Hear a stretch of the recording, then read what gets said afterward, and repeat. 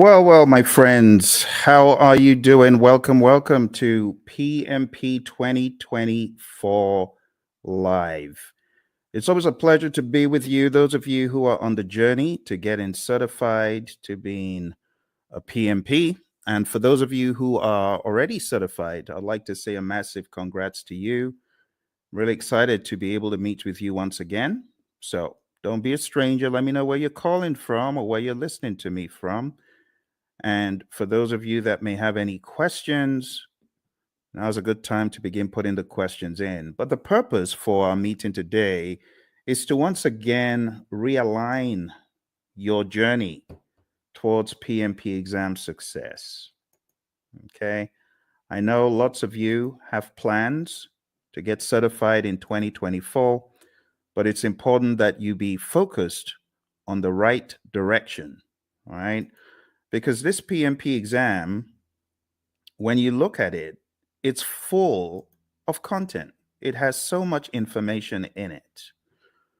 So you need to be focused, my friend. You need to be laser focused on what exactly you're doing at every step of the way. Now, the easiest way is this. Number one, understand Agile. Please understand Agile. I know there are lots of courses out there. They're very heavy in the predictive piece, but they're not heavy enough in the Agile piece. And therefore, when people get on the exam, they don't understand the questions. Let me be perfectly clear about the questions, how the questions are posed. The questions are going to ask you, you are a project manager. It will always tell you who you are. You're a project manager in a project. You're doing this, that, or the other. You encounter a situation. What should you do next? But not just that. In the answers, you very well could have a blend of agile and predictive answers. And it doesn't mean you should choose agile all the time or predictive all the time. It depends on the way the answer is crafted. So my recommendation to you, number one, if you have this book called the Agile Practice Guide, read the book. If you've been for one of my courses and you have Agile book, this one, if you have Agile Principle Raw and Uncut, please read the book. In fact, I mean, you can see the relative size, right? This is great. This goes deep. This brings you into the discussion like from a layman's perspective. So if I were you, you can get this on Amazon. You can get this everywhere books are sold, pretty much this as well. So I would recommend, if you are weak in Agile, beef up your Agile understanding to the point where you know pretty much where the question is going, right? You got to know from an Agile perspective the values, the philosophies, the thought processes, like just vanilla flavored values. Know your values really well, right? Just know through this work, we've come to value individuals and interactions over processes and tools, working product over comprehensive documentation, customer collaboration over contract negotiation, responding to change over following a plan. And even though there's value in the items that we just kind of discredited, we value the items on the other side more. That's what you need to be thinking. Then you go over to the principles. Okay. So I'm going to walk you through a little bit of Agile tonight, just to make sure you're on that wavelength. When I'm done with Agile, I'm going to tell you what next to do with Agile. And then I'm going to go into the predictive and then the hybrid. So this is probably going to take about an hour. We might be fortunate to get done quicker, but I want us to jump straight into the discussion because there's a lot for me to show you in this world of PMP. And this first piece is a slice from my course that I call Agile for Practitioners. My buddy Roy and I put this together, and it has helped PMPs across the world ace their PMP exam. So I'm just going to give you a quick little slice of Agile for Practitioners tonight. Let's jump straight into a few little introductions. So that's me. That's your buddy Phil. And I got certified in 2005. And since I got certified, I've been helping people across the world come from an engineering background. I'm one of those who escaped, who ran away and went into a different world of project management, trained many organizations, as you can see on the screen, many government entities, and so on. But let's jump straight into why agile. Why agile? I like this quote from Leon Meganson. It says, "It is not the strongest of the species that survives, nor the most intelligent, but the one most adaptable to change." It's all about adaptability, my friend, isn't it? You might recall on page 14 of the Agile Practice Guide, the Stacy model. Stacy model is a great representation of different spectrums where you can be either in an agile setting or in a more simple predictive setting. The summary is you don't have to be agile in practice every single project. For example, you don't have to use Scrum on every single project. You don't have to use Kanban on every single project. Imagine a nuclear plant shutdown. You can't do that saying, we're going to do everything entirely agile. Heaven forbid. You got to be predictive in some instances. And that's why we have the simple zone where we are close to agreement in the requirements and close to certainty as far as the technicality. So we've already gotten that out of the way, right? There's that understanding. Now, taking it up a notch to help you with your philosophies, the idea is in the world of project management, which of these is most important every time? If I asked you to select three things, just three things that you feel are mega important every time, what would they be? Would you choose time? I'm curious. Why don't you chat into me and say, "Hey, Phil, this is what I think. This is what I think is most important on projects all the time." You want to try that? Go for it. Go for it. Go for it. Tell me, what do you think is hyper important? Three things, if you're going to choose three out of these. Any ideas? Is it schedule? Is it budget? Is it scope? Is it customer needs? Is it quality requirements? Or is it team satisfaction? Which three? Chat into me. I'm waiting for you, my friends. I'm waiting. I'm waiting. Come on, you're project managers, right? So you already know the answer to this, hopefully. Which would you choose? Which would you choose?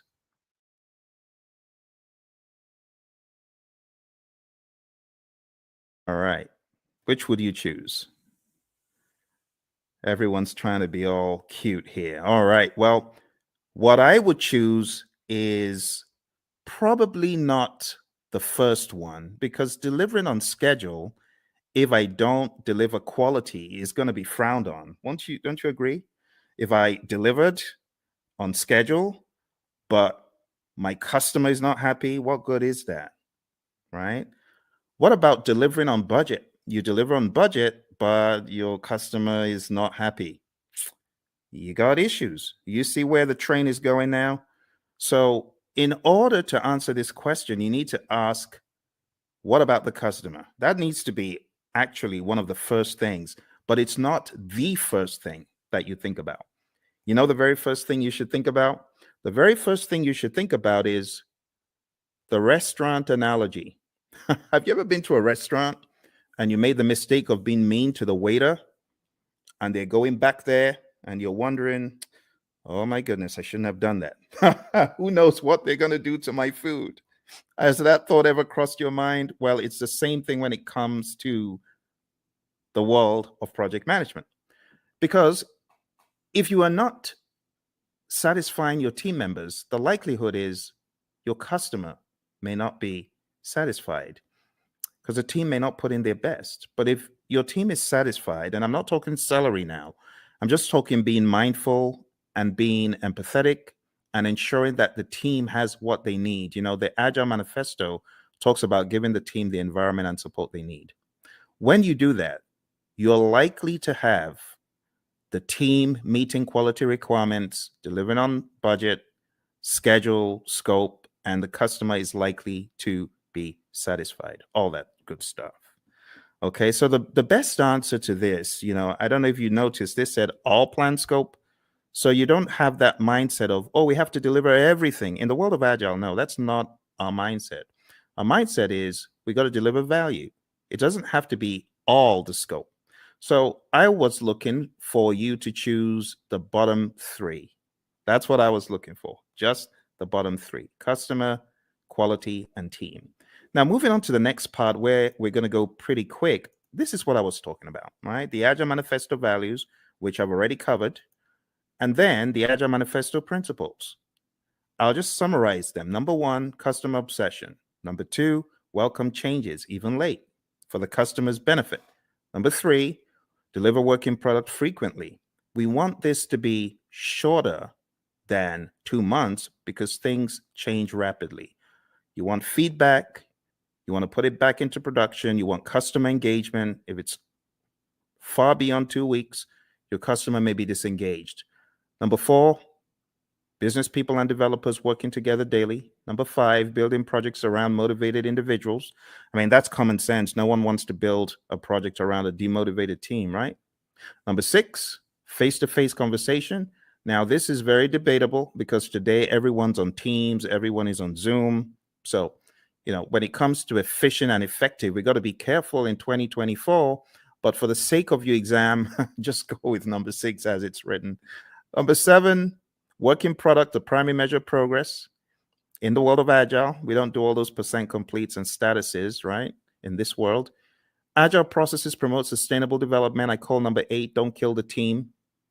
The don't kill the team principle. Number 9, continuous attention to technical excellence and good design enhances agility. Number 10, keep it simple, sir. Keep it simple, sister. Number 11, the best architectures, requirements, and designs emerge from self-organizing team. Just leave the team alone. Let them do their stuff.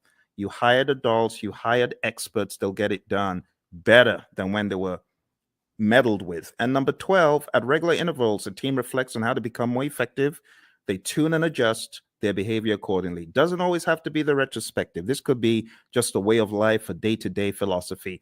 And that's the Agile Manifesto. You do really need to know this well before you exam, okay? Now, let's go a step further. There is one more thing in the world of Agile that I like showing, and that is a difference between the predictive thinking, which is encapsulated on the screen right here. You can see in the traditional world, scope is fixed, but in the world of Agile, what happens? We flip the triangle on its head, and scope is now flexible, right? What is fixed is we have a fixed time box, that's schedule, and then we have a fixed budget, team size. So don't forget these core things about the world of Agile. Finally, before we get out of Agile, I just want to remind you, because I know a lot of people fight this one. The most popular Agile framework is Scrum, okay? If you haven't read the Scrum Guide, you should. Go to scrumguides.org, download it, read it, right? Scrum is a lightweight, easy to understand model. It's based on 3 pillars of transparency, inspection, and adaptation. This is a sequence of activities. What happens? Number 1, we have a product backlog, and it's a list of all the things our customers want. Then we have an event. It's called sprint planning.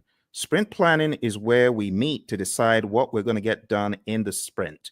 As a result of that meeting, we get a sprint backlog. Once we get our sprint backlog, we then have our marching orders. We are already in the sprint, technically, once we start the sprint planning event. But the next event that happens is the daily scrum. The daily scrum is something that we do every 24 hours. Don't say, oh, we do a weekly daily scrum. No, that's not a daily scrum. It has to be daily. So the daily scrum is where the team meets. They meet as a sync up meeting. It is not a status meeting. Please don't choose that on the exam when they give you the trick question that says the daily scrum is a what? Don't choose status meeting. It's not a status meeting. It's a planning meeting. It's a sync up meeting. There's a difference. So it's not status. Don't think status. We could either answer the 3 questions, and with a mature team, you don't need to pass the mic around. They know what to talk about, right? But some teams prefer to not answer the 3 questions. They prefer to walk the board or just do some other configuration, right? Some very mature teams, they may not even walk the board or answer the 3 questions. But for the sake of your exam, understand that the 3 questions is pretty staple, and then the walking the board. It's talked about in the Agile Practice Guide, okay? Then the sprint, how long is a sprint? 4 weeks or less in the world of Scrum. In the middle of the Scrum, a lot of teams these days, and I really want to call your attention to a very subtle fact regarding your exam. I'm going to have to go to that book again. And it's a good book, actually. It's not a bad book. It's the Agile Practice Guide. So let's go to the Agile Practice Guide, okay? So looking at the Agile Practice Guide, I want to point out to you that there are a number of things the PMI accentuates on page 50 forward. Okay, so you do need to read PMI's account, because in the Scrum Guide, you don't have any talk about the event called backlog refinement. In fact, in the Scrum Guide, it's looked at as everyday life for the product owner. But in the Agile Practice Guide, it is called out specifically on page 52 in the Agile Practice Guide. And it just reads, in iteration-based Agile, the product owner often works with a team to prepare some stories for the upcoming iteration during one or more sessions in the middle of the iteration, okay? So this account is about 2 paragraphs, but you don't find this in the Scrum Guide.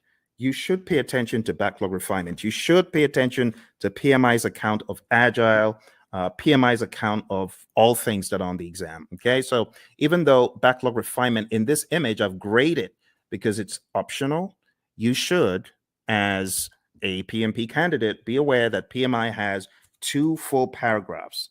It says there is no consensus on how long the refinement should be. There's a continuum of just-in-time refinement for flow-based Agile. The team takes the next card off the to-do column and discusses it. And then it says many iteration-based Agile teams use the time-boxed 1-hour discussion midway through a 2-week iteration. And that's exactly what I'm depicting on the screen. This is midway through the iteration. The team takes some time out. They do the backlog refinement. They go through the whole idea behind the INVEST acronym. Now, this is not a place for us to debate whether it is good or bad, because I have some of the Agile zealots who hate the INVEST acronym. Don't listen to them. What do I mean by the INVEST acronym? Independent, negotiable, valuable or vertical, estimable, small enough to fit within a sprint, and testable. You want to make sure that your backlog items are indeed ready. Okay, like I said, various schools of thought are against the INVEST acronym. But when we talk about the refinement, when we talk about the definition of ready, it is important you understand and have some sort of guardrail framework to help you. So this helps achieve definition of ready. Okay.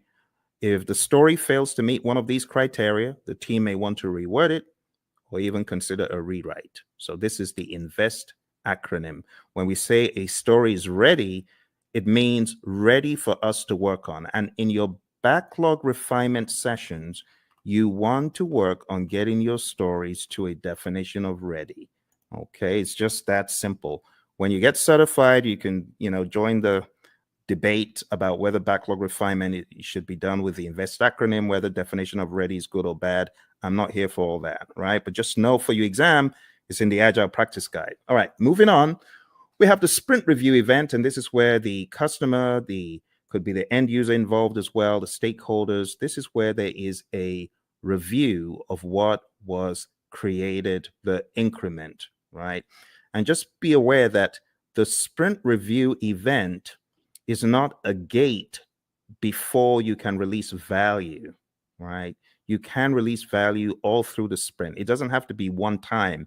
And in fact, you could get to the end of a sprint and you may not have a featured enough item, so you may not actually release. That's why we call it a potentially shippable increment. Lastly, we have the sprint retrospective event. And in the sprint retrospective, you already know this, I'm sure. This is where the team reflects, they look at what they could have done differently, what went well, what didn't go so well. It could also be a great team bonding exercise, and it's generally closed off to the Scrum team. And when I say Scrum team, I'm talking about the product owner, the Scrum master, and the developers, okay?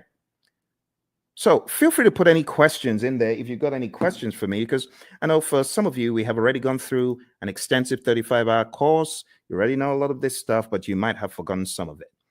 For your exam, you got to understand the roles really well. The product owner role, I highly advise you to dig into PMI's Agile Practice Guide and understand their perspective of what this role does. I also advise you to look into the Scrum Guide to get a better idea of the product owner's role. I call the product owner the Chief Value Officer. Also understand what the Scrum Master does. The Scrum Master is a coach, not just a coach for the immediate team, but also a coach for the entire organization. This is someone who should be a champion in my mind for Agile and someone who should be making change on a grander scale. When you get into the nitty-gritty of your exam, you do need to know the 5 events. So the sprint, understand that in the world of Scrum, it's 4 weeks or less. Understand what sprint planning is all about. As I said, one of the things you should do before coming into sprint planning is you should have done some backlog refinement. So all your time isn't going on breaking down those huge monster epics or just realizing what exactly the customer was asking for all along. This is where the product owner needs to wear the hat of Chief Value Officer, understand what should have come next. And when you get into sprint planning, it's generally going to go a lot smoother. The daily scrum, as far as this is concerned, the 15 minutes is pretty standard. It's non-negotiable for your exam. Just know that 15 minutes is a time box. When it comes to backlog refinement, like I said, we want our stories or our requests to be sprint ready. Again, in industry, there's the debate of, well, stories aren't needed in Scrum. They're not in the Scrum Guide. Yes, but for your exam, understand what stories are. I have to say these things because the landscape of Agile is changing very rapidly. When it comes to the sprint review, it's showcasing working product to the stakeholders. It's important that we don't relegate it to just a mere demo, but we see this as a working meeting. We can use this meeting to discuss metrics, what was not done and why. Delivery team demos the working product. The customers may even test it out. Physical products. We have a client of ours who had this physical autonomous vehicle, and customers could get to actually test out such things in a demo. All right. And then the retrospective, like I said, it should be a safe space. You want to understand what worked well, what didn't work well, and you could have some items that you take back to put into the product backlog for the next sprint so that you can improve on those items. But this is not mandatory. It used to be, but it's not mandatory anymore. Okay, a few quick memory joggers. A list of some of the long list of requirements, only those to be done in a sprint. Okay, I'm going to move very quickly. So these are just joggers for your memory, right? Since it says some, it is not talking about the all-encompassing product backlog. This is just talking about the sprint backlog. What about this one? The product backlog is prioritized and owned by whom? Okay, I've already given you the answer to this earlier on. So this is talking about the Chief Value Officer, aka product owner. All right, how about this one? The first event of a sprint is what? Okay, if you were listening in the beginning, you would have gotten that it's the sprint planning event. All right, let's go to the next one. The average length of a sprint used in most firms. If you use the world of Agile philosophies in your firm, you probably know the answer to this one. All right, so the best answer to this, my friends, is not the 1 month. I said 4 weeks or less, but in industry, the sweet spot is 2 weeks. All right, let's move on to the next one. The end result of the sprint is known as what? What do you call the end result of the sprint? All right, so I've abbreviated it because I really want you to think. I really want you to be on your toes thinking about, okay, what are we talking about here? So here we're actually talking about the increment. Now, you can eliminate 1, but you're left with 3. It's definitely not the Project Management Institute. So the best answer that I would have expected you to choose is potentially shippable increment, PSI. Majorly because it may not be featured enough. All right, so PSI is the answer to that one. Okay, PSI. Okay. Next one, a daily scrum is what? What is a daily scrum?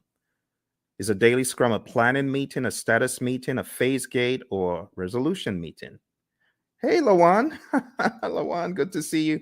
Lawan is one of our PMP gurus. She's already certified. And Lawan's got some other certificates, haven't you, Lawan? So very nice to see you. Nice surprise. What are you working on now that you're a PMP? Tell me what you're working on. I'd love to know. All right. So the daily scrum, Lawan said it's A, and she's correct. It's a planning meeting. We don't want to think of it as a status meeting. That will be an immediate 0. So don't do that. All right. Next one, priming the backlog and preparing it for the next sprint through discussions and reprioritization actions is what?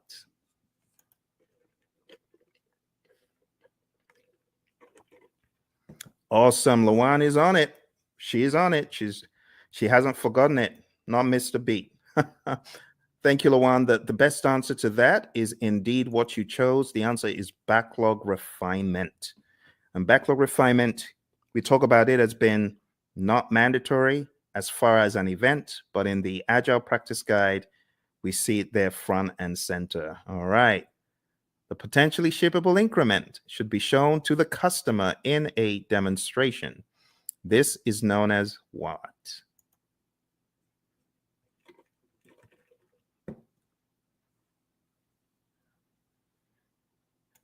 All right. So even though we call it a demonstration, it's not just that, but the best thing that we were looking for here is option C, sprint review. Now, again, just so you know, there's a lot of controversy in the world of Agile and Scrum when you call the sprint planning or sprint review or sprint retrospective a ceremony. You may get a wrist slap from some of the zealots. I don't care. Whatever. It is what it is. A lot of people call it ceremonies. A lot of people call them, other things, and that's it is what it is. Okay, Lawan. Lawan says she's working on her PSM. Awesome, Lawan. I know that you've already taken a lot of Ken Schwaber's PSM pre-test, so just keep doing that. And honestly, his site is probably the best place to be to just keep taking them over and over again, reading the Scrum Guide over and over again, and listen to our audio, because we've got audio out there on our channel, as you know. But well done, and try your best to listen to the lessons learned that are out there. We got lessons learned from the PSM from our friend Darian and Cindy, who both got certified last year. So I would recommend listening to them. I am going to put a link in the chat right now so that you can go listen to that episode. You can go listen to that episode and get some wisdom from both of them. They both got certified less than a year ago for the PSM. All right, well, let's move on to the next one. The Scrum team should spend time in self-reflection and checking itself for optimization and improvements. This is known as what? Another very easy one. You're welcome, Lawan. All right, another very easy one, very easy. Obviously, you know what we're talking about here. We're talking about the retrospective. Brilliant. All right, another thing that you should be aware of is just the terminology when we go through the product backlog. We have different terminologies. We have the product itself. We have the epics, features, stories, and tasks. And I just use a silly little mnemonic. I just say Phil eats fries sometimes on Tuesdays. It's my mnemonic. You can use that to remember. And here's an example of how the backlog could be broken down, right? Epics, huge chunks of functionality. Features, a group uses stories together for release. It's a sensible way of releasing stuff, release like stories. And then we have tasks, which are not in the product backlog, by the way. At best, these would be in your sprint backlog, but you have a lot of mature teams who don't even put that level of stuff into their backlogs. So at the end of the day, you would have a breakdown that looks something like this, right? You would have the product broken down into epics. Here's an example of PBIs for a website, and I will zoom in so you can see the intricacies here. So it looks very much like a work breakdown structure, but don't get it twisted. It's not a work breakdown structure. This is a product, right? Product breakdown. It is not a work breakdown. Okay, so this is the general idea. epics, features, stories. You can see we have the core website functionality broken down into the UI, and then that broken down progressively into more levels of detail until we get to a task level. Okay, and then here you can see the UX, content and user experience broken down into smaller pieces as well. Those would be at the feature level, and these story level, ultimately the task level. And we don't want to make this a religious thing you do in the world of Agile. It's not.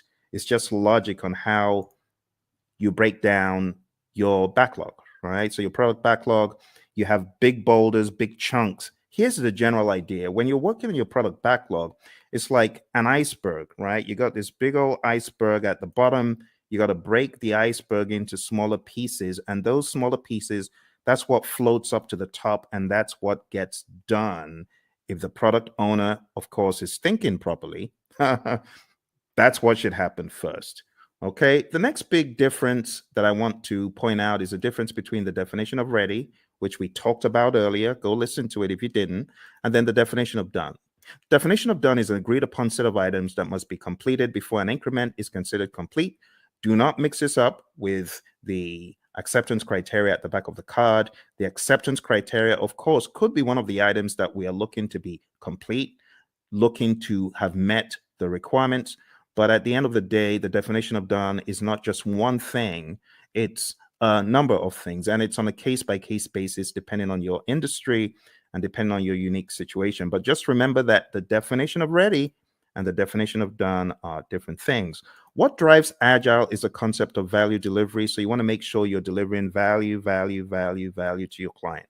Value should be the number one thing.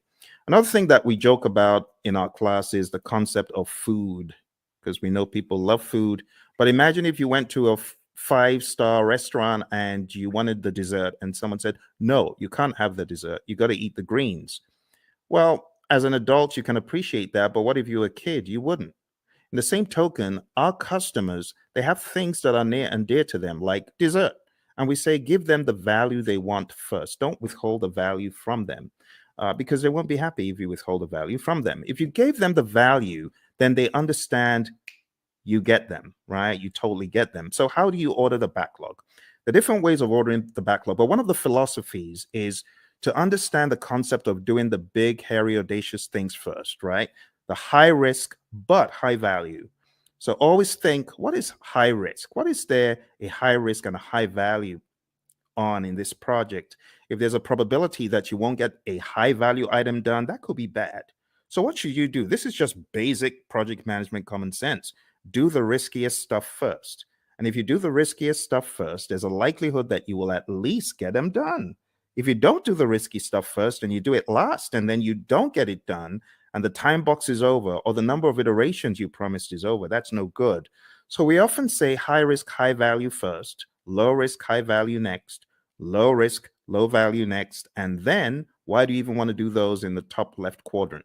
Why do you want to do high risk, low value? It doesn't make sense. There's so much risk in it. Low value, it could actually tank the entire project. All right. So we're not saying this is the only way to think, but we're saying start off by looking for the high value stuff and then look for the riskiest of the high value stuff. There are other instances where you could prioritize based on other items such as urgency, cost of delay, weighted shortest job first. There's so many things you could think about.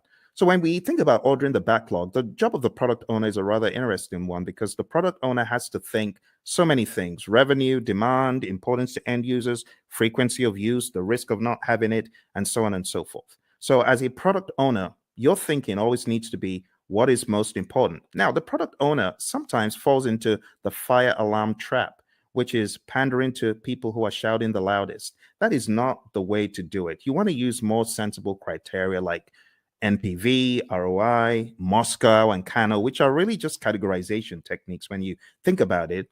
Weighted shortest job first could be another one, and the risk-adjusted backlog, the concept of the risk-adjusted backlog. So there's so many pieces that you need to master for your PMP exam, but ultimately, you're going to understand that Agile is front and center, because I cannot tell you how many people have cried, my Agile was so huge on the exam. I was not able to answer the questions quickly enough. It took me such a long time to read them and things like that. So you got to be ready. Scrum is definitely the big number one framework for the world of Agile for your exam. And then the number two framework that I would highly advise you to hone in on is Kanban. Just understanding how Kanban is structured, what it actually means when we say limit your WIP and why we say limit your WIP. Understand what a board could look like when you have the WIP limits up top there. Understand what it means when we say the lead time, the cycle time, and things such as that. And understand this concept, because while it may not be tested on the exam, it's good to have the Agile philosophy of there's a cost for delaying delivering value to your customer. If you're not delivering value quickly enough, then your customer could tank. Your customer could fall off the radar. Your customer could go out of business. So we want you to have that mindset, okay? And last but not least, I'll just say have a mentality of the shuhari, right? Alistair Coburn brought this into the world of Agile from the world of Aikido, and it's just a great philosophy to understand. You got to go through a period of blind obedience. So I remember when the PMI Phoenix chapter brought the whole CSM bandwagon to our chapter, and I was one of the people who jumped on it. And our trainer was receiving a lot of consternation. Tom Meller was receiving a lot of consternation from the PMPs because they felt, what is this? This doesn't make sense. Why should we do this? Don't criticize our project management and things such as that. But blind obedience is best. Honestly, if you're coming into the world of Agile, just leave all your predictive stuff at the door, because I was in the world of predictive for eons, but I had to embrace, as they say in the military, embrace the suck. I had to embrace what Agile was bringing, the change in mindset. And not until I embraced it and I went fully in did I fully get it. So the blind obedience stage is really important.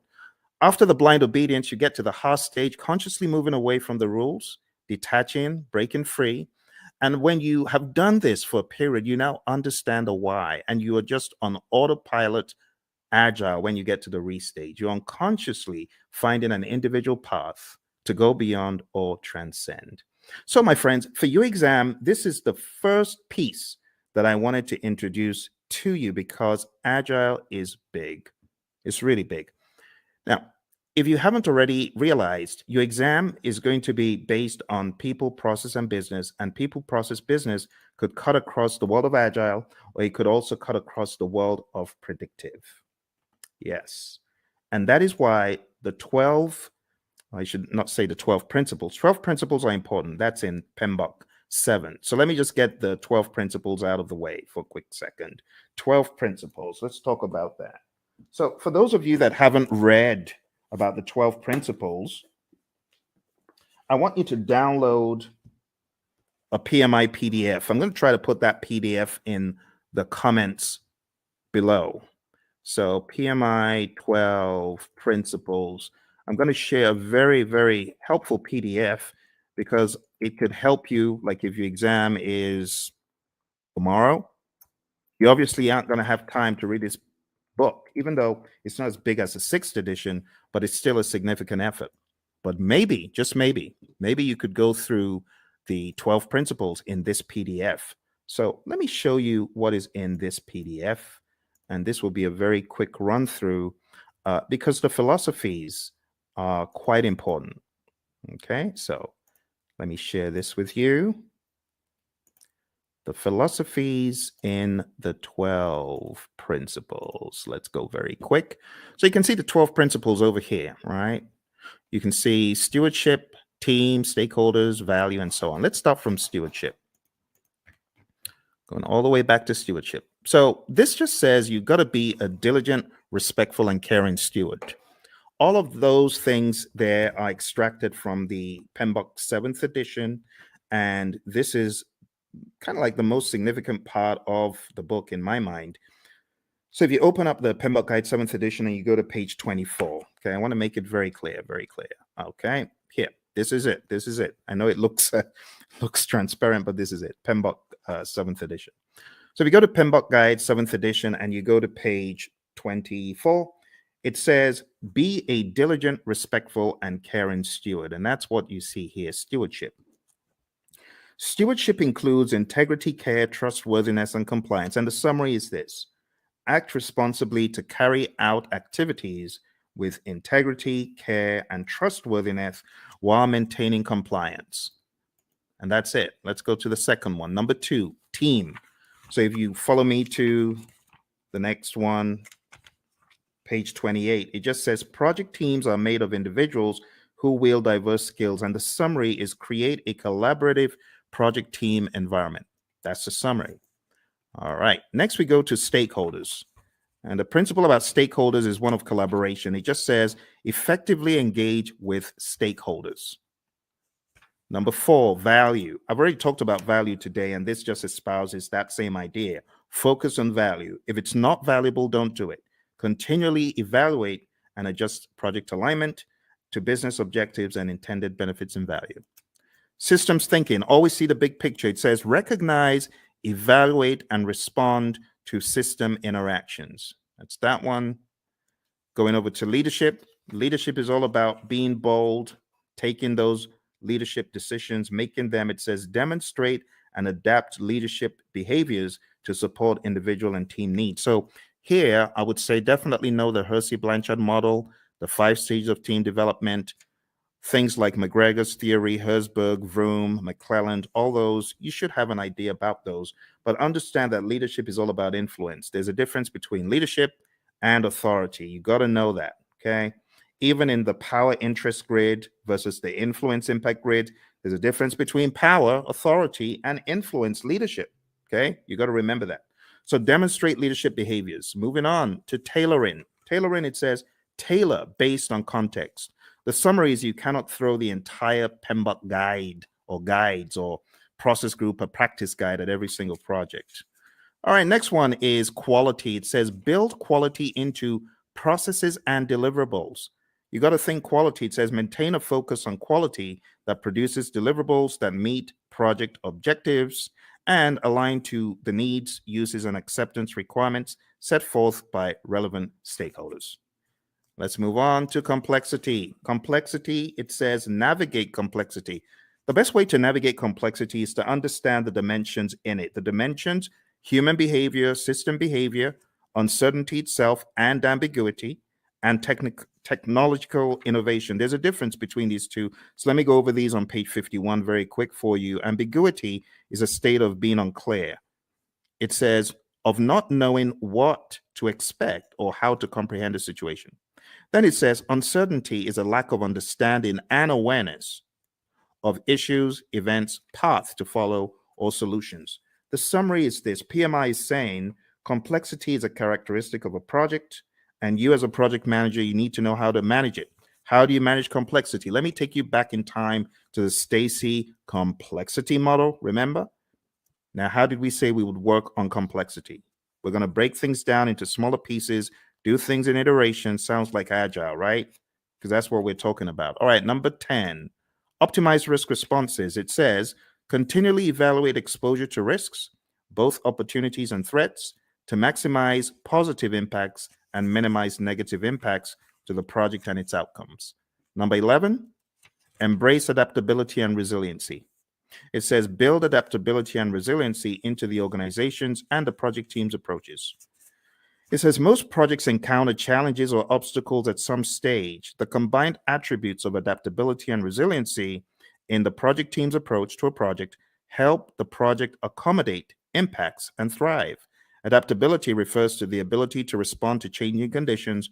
Resiliency consists of 2 components: the ability to absorb impacts and the ability to recover quickly from setback or failure. Last but not least, we have number 12, one of my favorites, and this says enable change to achieve the envisioned future state.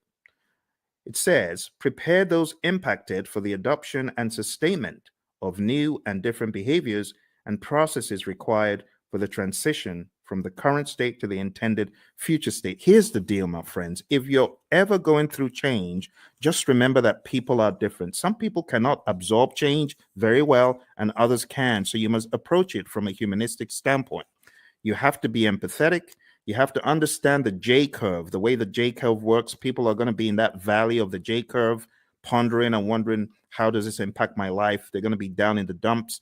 So what the PMI advocates quite a lot is sense-making sessions. Don't forget the people. All right, and that's pretty much it for PMBOK 7. For those of you who have been asking the question, Phil, does that mean I need to just read the entire PMBOK 7? I've told you, listen to what I'm telling you. Read, I've given you one PDF. Can I give you one more PDF from the PMI? Let me give you one more PDF from the PMI. I'm going to give you the domains PDF because I know some of you, you're still wondering, but what about the domains? I need to know the domains. Okay, I'll show you the domains. You want domains? We'll go to domains tonight. I'll show you. So here we go. Here are the domains. Okay, just to ensure that your curiosity is satisfied, there are 8 domains in the PMBOK Guide 7th edition. Now, stay with me because I know some of you are fixing to run away. Stay with me.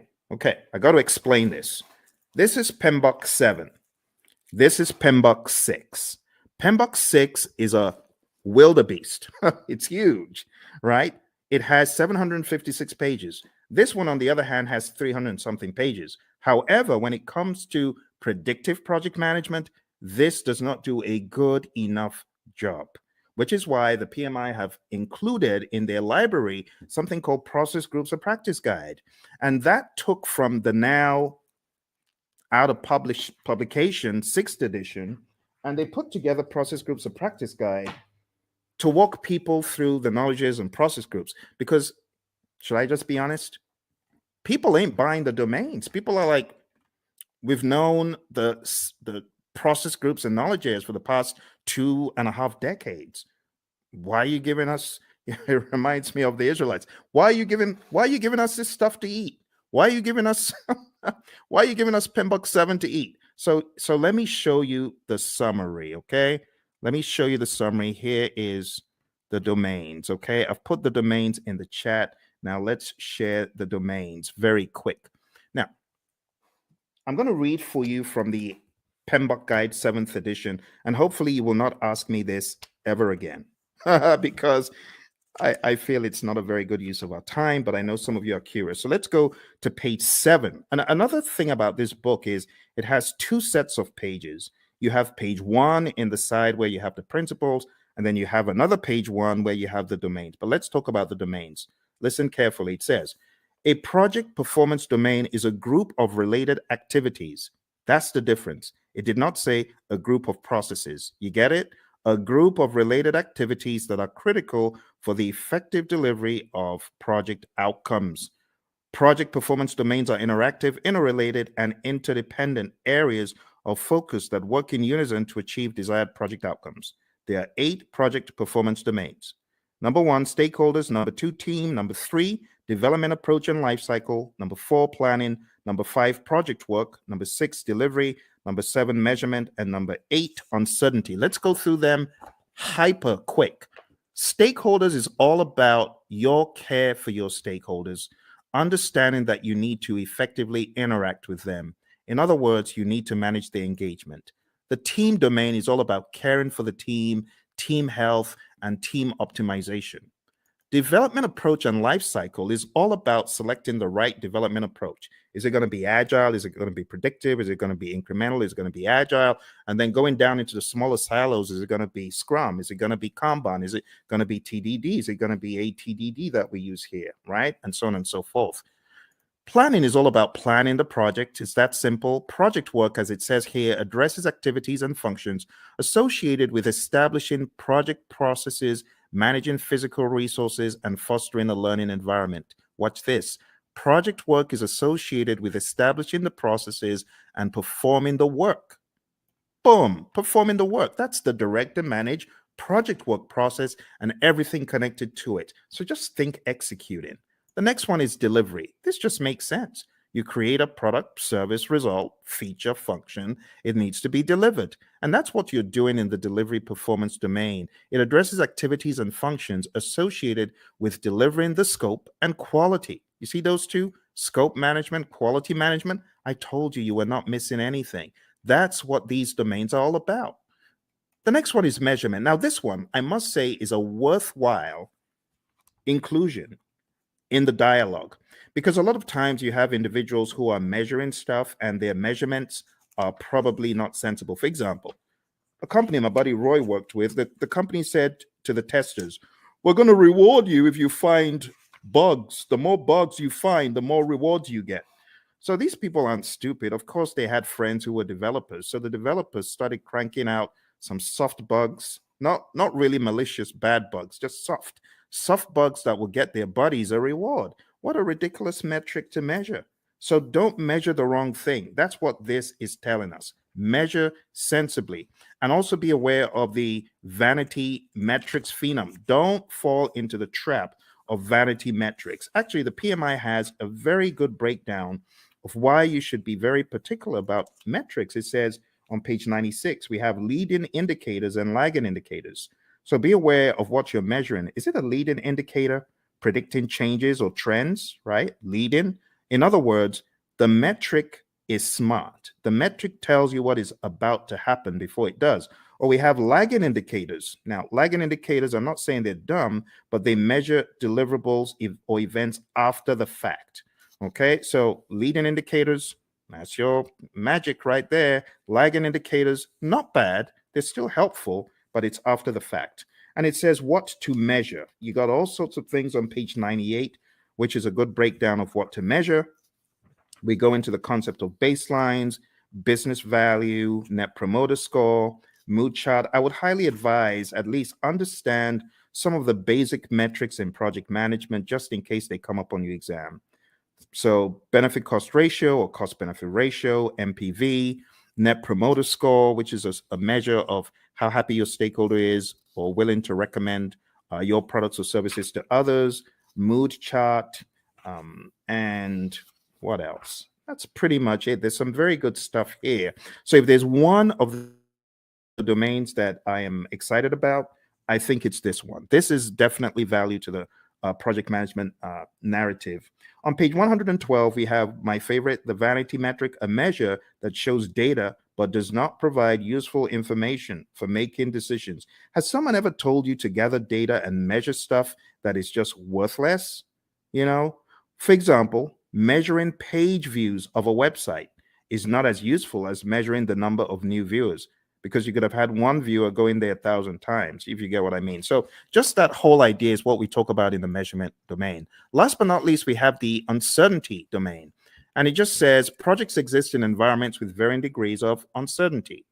In that vein, the project manager needs to have a plan, a mousetrap for how to measure the usual suspects. There are 5 of them: uncertainty, a lack of understanding and awareness of issues; ambiguity, a state of being unclear; complexity, a characteristic of a program or project or its environment that is difficult to manage due to human behavior, system behavior, and ambiguity; volatility; and then risk. And honestly, that's it. That's it for your 8 domains. We don't really have to go any further. It would be a waste of time. Now, if you have any questions, I would love to answer your questions. We're going to be hitting about an hour very soon. But before we jump off the call today, there's one more thing that will be in order. And what I want to do next is just talk about the deeper world, the deeper world of project management, by going into, it's the grid. Everyone's like, oh my goodness, not that again. This grid is very important, my friends. It's important for your project management journey. I know a lot of people are not very keen on it, but trust me, you need this. You really need this. You really need this thing I'm about to show you. And it's the 5 process groups and the 10 knowledge areas. We have to go through it tonight. I couldn't let you escape without it. So I would like for you to get a pen and a paper. It's going to be a worthwhile experience. It's going to be good. Let's work on this together. And as I go through it, I want you to ask any questions. Okay, if you have any questions, now would be a great time to ask them. So in the world of project management, according to the PMI, way back in time, there are 5 process groups of project management, and they're just 5 buckets. I just call them buckets of things that need to be done in order for us to get project work done. And when I say project work, I'm talking more about the work that the project manager and the team are going to do to manage the project. You see, there's a difference between doing the work versus managing the project. You hear the PMI talk about a product life cycle. That's all about doing the work. But then there's talk about a project management life cycle, which is really code for the process groups.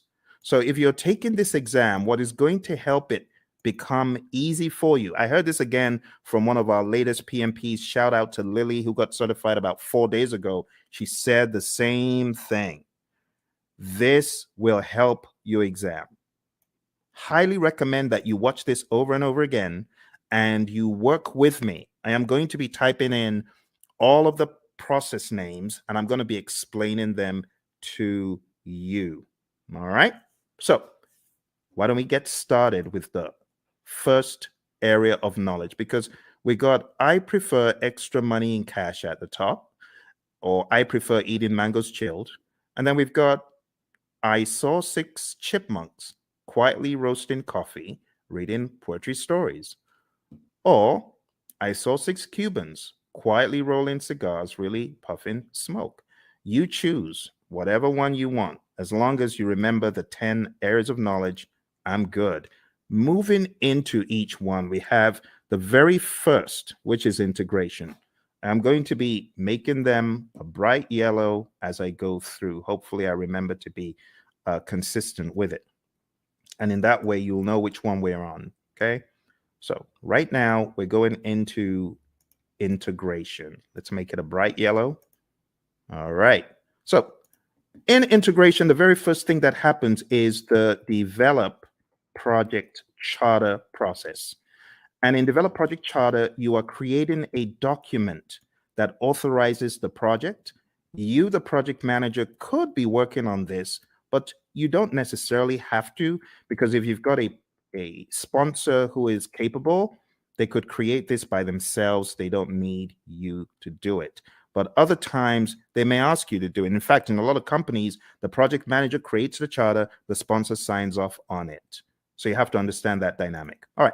Next, going over to planning. The next thing you do in integration is you develop the project management plan.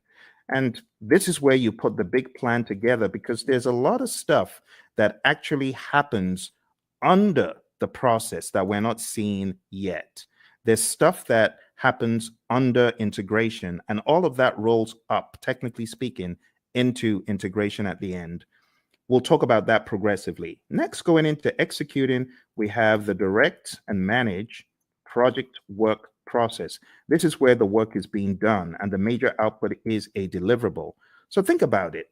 Everything that you're doing in project management, whether you're making a chicken sandwich or whether you're working on software or code or whatever, you will have the time when you need to do the work. And direct and manage project work is where the project manager is helping by directing and managing what needs to be done. Okay. From direct to manage project work, in addition to deliverables, we get something called the issue log, and we also get work performance data, which is just like you as a project manager, you are observing what is happening on the project. You know, you're observing how many widgets have defects. You might be observing which employees are unable to come in for work. We call that work performance data.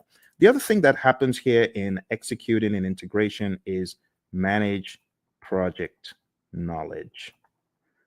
Okay, and then moving over to monitoring and controlling, we have a process called monitor and control project work. And this is where we are creating reports. We call them work performance reports. And the reports help understand the status of the project and so on. And the other thing that happens here is called perform integrated change control. And this is where you are reviewing the change requests that come in. The change control board is also involved. So you would review the change request as it comes in. If the change request is not in formal writing, you are encouraged to put it in formal writing. And then you review it, you do an impact analysis, and then you send that information to the change control board, and they can review the change request and decide whether it's going to be done or not. And then in closing, we have the close project or phase process. Close project or phase. And this is where you close out either a phase in the project or the project as a whole. Now, what I want to do right now is just comb through them in a little bit more depth. All right. We get a project charter from here, develop project charter over here. From develop project management plan, we get our project management plan. From direct to manage project work, we get our deliverables. From manage project knowledge, this is where we do our lessons learned. We get a lessons learned register. From monitor and control project work, we get our work performance reports. From perform integrated change control, we get our approved change requests. Remember, we could also say the change log is technically an output from here. But remember, your exam is not based on all these inputs, outputs, and stuff. They just help you understand the flow. It is important for you to understand the flow, my friends. And then we have close project or phase. So closing out the project or a phase in the project. This is where we have a final product, service, or result transition as an output. We also have a final report as an output. Okay. Now, these are not just random words that I made up. These are indeed things in the PMBOK Guide 6th edition and things that are helpful for you to know as you traverse the landscape of project management as you prepare for your exam. Okay. All right. I hope that makes sense. Do send in any questions if you have questions. So that's the first knowledge area. Now, everything that happens under integration, you got to look at it like this. Look at it like this. All this stuff under rolls up. All the stuff under rolls up, technically speaking. Now here, I know we only have one process here, but technically speaking, what you have in identifying the stakeholders, you want to make sure the stakeholders buy into the charter. All the stuff you have here in planning is going to add up to your project management plan. All the stuff you do in executing is pretty much governed, talking about governance from an integrative standpoint. Everything you do in monitoring and controlling is governed up here because all you're checking to see if you're going according to plan in all the knowledge areas is governed at a higher level in monitor and control project work. And close project or phase, it just has that, okay? And that's the general high level idea. Now we're going to be going crazily quick, so I'm going to put the responsibility in your court to tell me to slow down or stop because I'm just going to go pedal to metal from here, okay? All right. So draw along, follow along. It will be a good exercise. Going into planning, we have plan, scope, management as a process where we decide how to manage scope. Then we have collect requirements, where we are collecting all the requirements, functional requirements, business requirements, and so on.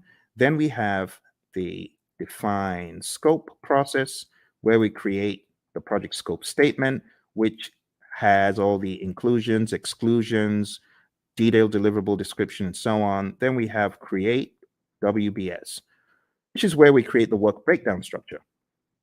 Then we jump across to the monitoring and controlling process group. And here we have two things. We have validate scope. This is where your customer checks the product, service, or result. And then we have control scope. And this is where you, as a great project manager, you're controlling the scope, making sure people aren't adding extras. Okay, good.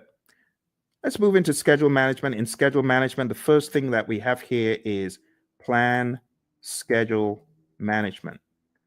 Plan schedule management is where you create a plan for how to develop and manage the schedule. Then we have define activities, where we list out the activities that need to be done. Sequence activities, where we put the activities in order of occurrence. And estimate activity durations, where we decide how long each activity will take. And then we have develop schedule, which takes everything into account. And voila, we have our final schedule, right? We also from here have our schedule baseline. Just to make sure you understand the difference, There's a difference between having a project schedule, which is a living, breathing schedule that you update just sensibly as a project manager, versus the schedule baseline, which is a particular version of the schedule etched in stone. So there is a difference between the schedule baseline and the project schedule, and it helps to know that. Last but not least, on the other end of the spectrum, we have control schedule, and this is where we ensure that our schedule is going according to plan. Okay?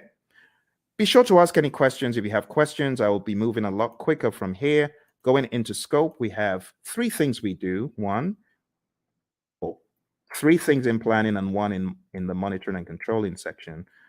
Here we plan cost management, and that's where we plan how to manage cost. Then we estimate costs. We estimate the cost for each line item, each task. Then we have determine budget. And this is where we roll all the task costs to a final total amount. And then lastly, here we have control costs. And this is where earned value lives. Now, when I say where earned value lives, this is where we use the earned value metrics. The earned value metrics could help us see trends where we're likely to end up, or previous performance across schedule and cost and even scope. Just remember for your exam, you need to remember SPI, CPI, CV, and SV. You need to remember that they all start with EV. They all start with earned value, right? That's an easy way of remembering. If it's a variance, what do? You subtract. If it's an index, what do? You divide. So that's another quick tip. And then if it's schedule, then if it's schedule performance index, plan value is the other thing. If it's schedule variance, plan value is the other variable. If it's cost related, actual cost is the other variable for cost performance index and cost variance. Okay, so let's zoom into that for the sake of those who may have forgotten. The big thing for your exam is really knowing what does SPI mean if it's 0.4, or what does CPI mean if it's 0.4. Anything less than 1 is bad for the indices, right? Greater than 1 means you're doing better than projected. Anything less than 1 is bad. Equal to 0 means you're equal to 1, I beg your pardon, for the indices means you're right on target. For the variances, if it's 0, it means you're on target. So if you have a 0 variance, that's good. If you have a negative variance, that's bad. If it's greater than 0, like if you have even a $5 cost variance or schedule variance, that means you are actually better than planned. Okay, so those could help you in your recall for the exam. I'm going to put them over here. I'm going to make them a little bit smaller because they're not really a process. It's just something to remember. All right, let's go over to quality. So in quality, we have plan, quality management, and we have manage quality, where we are actually carrying out our quality audits, manage quality. And last but not least, we have control quality. And in control quality, this is where we are actually checking the product, service, or result. Okay. For those of you just coming, we're doing an end-to-end coverage. It's a very rapid means for you to catch up on the PMP. Once this live stream is over, it is likely you will not see the video because the video will be pulled down. You won't see this video once it's over. So if you know you're not able to stay, unfortunately, you will not see this video afterwards. All right, let's come out. Let's go back in. All right, there we have it. So we've got plan quality management, manage quality, and control quality. Moving on to the next thing we're talking about, we're going to talk about resources. Moving on to resources, we have 6 things here. We have plan resource management. We have estimate, activity, resources, and those two happen in planning. In executing, as far as resources concerned, we have acquire resources, we have develop team, and then we have manage team. And what are the differences? In develop team, this is where our team goes for team building, They get trained, they get educated in project affairs if they need to, or technical things.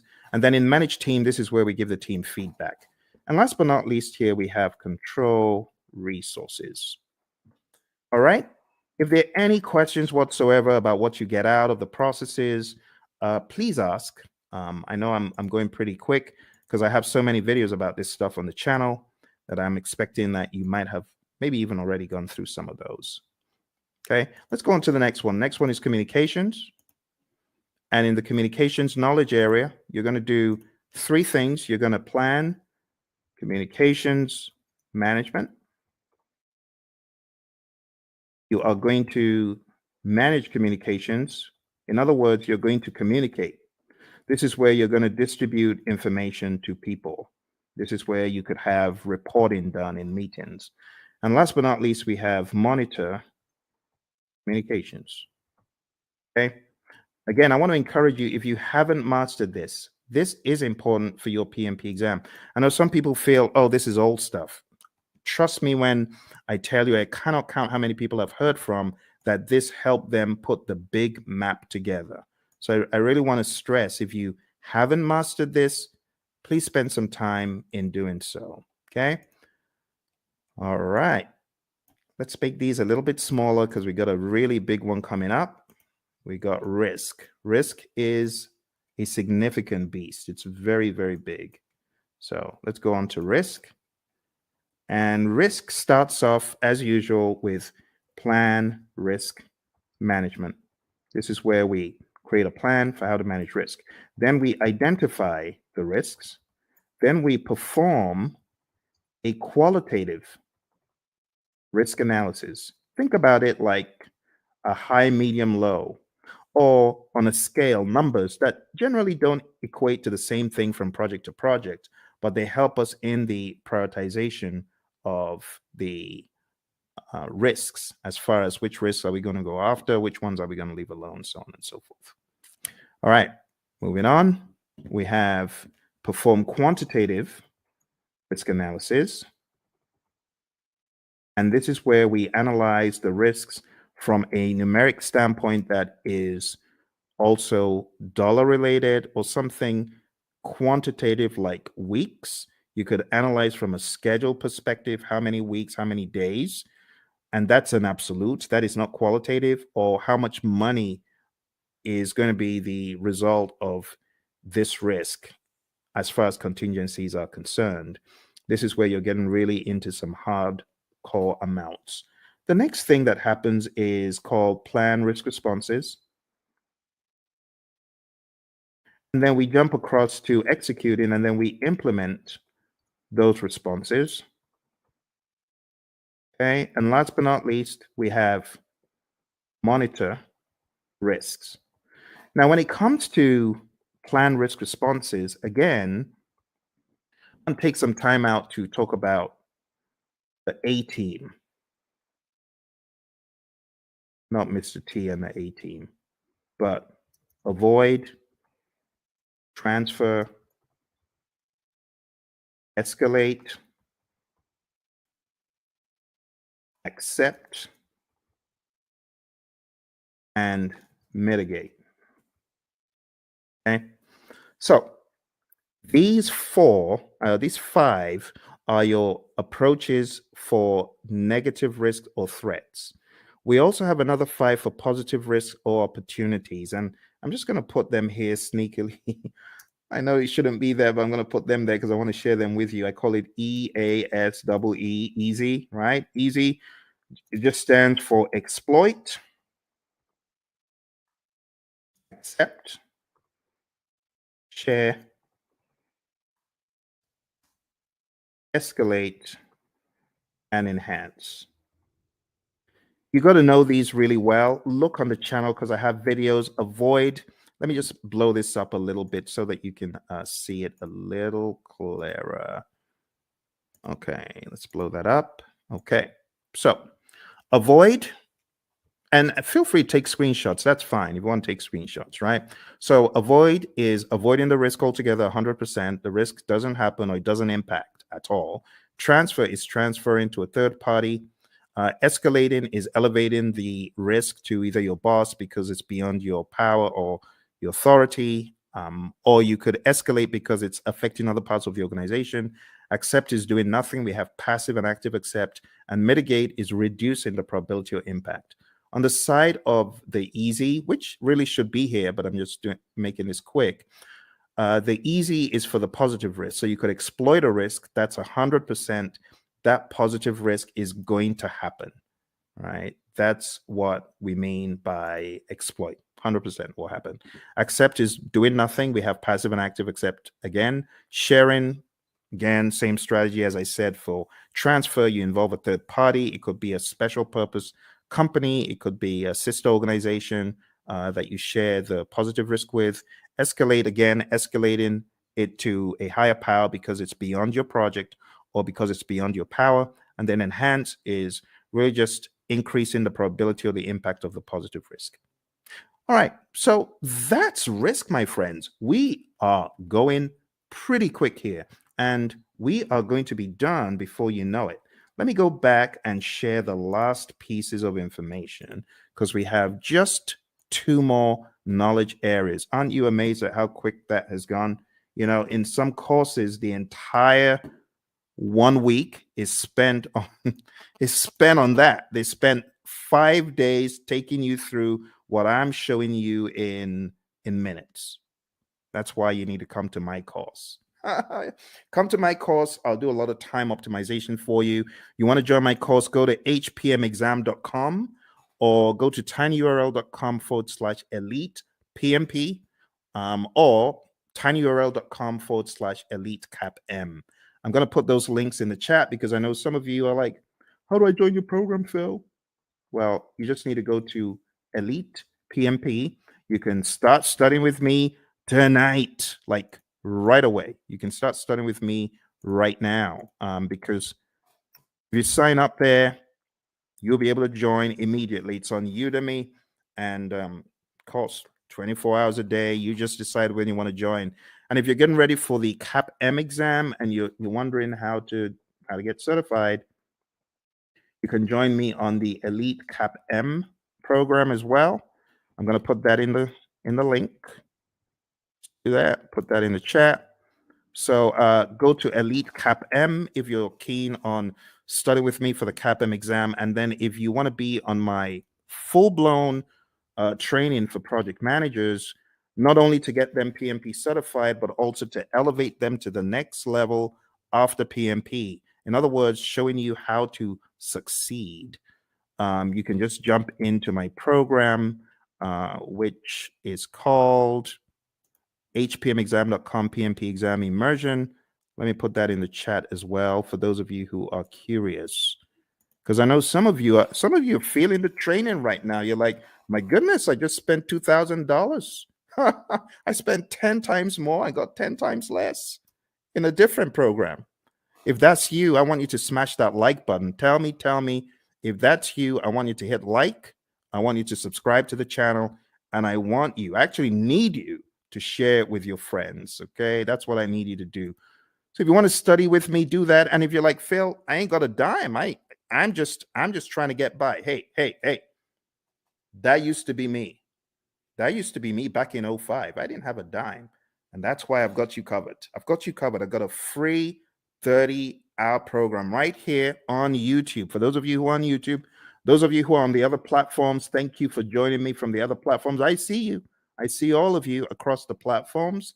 So if that's you and you're like, Phil, I ain't got a dime, I got you covered. I'm going to put a link in the chat, and this is to my 30-hour free program, totally free. All you need to do is go on to pmp.pmradio.org, and I've got over 30 hours of free video. Free, totally free. No catch. The only thing I ask, though, if you really want to support the channel, because I know some of you you gained so much from the channel. Just go get the book, PMP Exam Immersion, right? The PMP Exam Immersion book, I'm going to show you tonight how to put everything together in context. And if you wanted to get this book, like download the book right away, you can. This book has the deep secrets to your PMP success because it puts everything together. It puts agile, predictive, hybrid, it weaves it all together. It's called PMP Exam Immersion, the book. So I know I have the course, but this is the book. And if you get the book on the link that I just shared, you'll actually be able to download a workbook. And the workbook has 100 of these crazy, what should a project manager do next kind of questions. So whatever the case, whether you can afford it or not, I got you covered. For those of you who say, Phil, I'm just, trying to survive here. That used to be me. So I got you covered. Don't worry. Just go to pm.pmradio.org, and you're gonna be extremely delighted when you see what I have in store for you guys and girls. Okay. So let's jump into the final piece of our journey today, which is going over the last two. I'm going to make the others very small, just so that everything can fit on the screen. Okay. Some of these processes, they occupy a lot of space. I might be able to make a few of them bigger, like quality is actually not that much. And if you haven't gone through this rites of passage, well, I'm glad you're going through it right now. This is a brilliant opportunity for you to see how the entire table comes together. All right, so procurement. What do we do in procurement? Number one, we plan procurement management. Plan procurement management is where we decide, are we going to buy or not? Are we going to make or are we going to buy? If you decide to buy, then we go through the procurement process, the philosophies, right? And we do the RFPs or the RFQs or the RFI, request for proposal RFP, request for quote RFQ, request for information RFI, IFN, invitation for negotiation. I'm talking so quick because I want to get done. I want to get done. It's a weekend. It's a weekend. You see, the labor of love, your buddy Phil is here for you to help you. Because once I hit the road again, it's going to be hard for me to do these. And I hit the road very shortly. All right, conduct procurements is where you take a look at all of the proposals that were sent in and you select one or two, you award a contract, and then control procurements. This is where you are checking to ensure that the vendor, the seller actually did what they promised. You want to make sure that they are delivering. You want to make sure that they are on time. You want to make sure, as one of my students said, hey, my client just showed up and we do interior for airplanes and they just showed up to do an audit. That's control procurement. You want to make sure that the seller is really upholding the quality. And the funny thing is they weren't, because, some of these folks, they bring in, they want to show off to their friend, like, oh, you need to take a look at this aircraft that we're refurbishing. So unfortunately, on that day, one of them brought his buddies into to the workplace. Bad move because the customer showed up.